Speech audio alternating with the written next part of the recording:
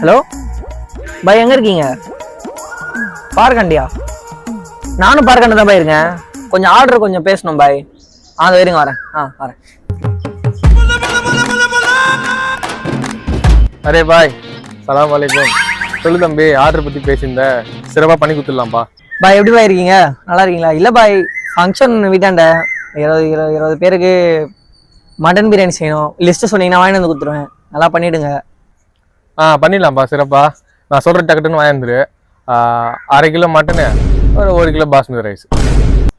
பாய் என்ன பாய் 1/2 kilo mutton போதுன்றீங்க? 20 பேருக்கு சொல்லுங்கிறேன், 1/2 கிலோக்கு லிஸ்ட்டு சொல்லுங்கிறீங்கன்னா பாய். அரே சலாது, என் வீட்டுக்கு 1/2 கிலோ மட்டனா 1 கிலோ பாஸ்மதி ரைஸ் வீட்டில் கேட்டாங்க.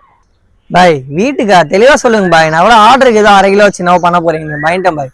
சரி சொல்லுங்க பாய், ஆர்டர்னா லிஸ்ட்டு சொல்லுங்க பாய், பார்த்துக்கலாம். அப்படியா?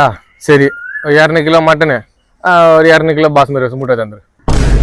பாய் 200 கிலோவா? எதுக்கு பாய்? 20 பேரு கேட்டுனுங்கிறேன், 200 கிலோ மட்டன் சிக்கன்ன்றீங்கன்னா பாய் சொல்றீங்க? புரியவே இல்லை பாய் எனக்கு. அரே பாய் தம்பி, அது வந்து நாளையோட ஆர்டர் அது, அதனால உங்களுக்கு சேர்த்து சொன்னேன், அப்படியே சேர்த்து வாங்கிட்டு வந்துருவேன்னு.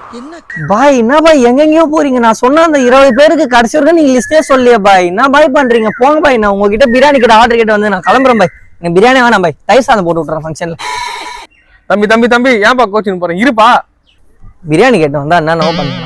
அட என்னப்பா தம்பி, சே அங்க வர எனக்கு 2000 ஆர்டர் காத்துன்னு, இவன் வேற 20 பேருக்கு 30 பேர் சமைச்சு போனேன்றான்.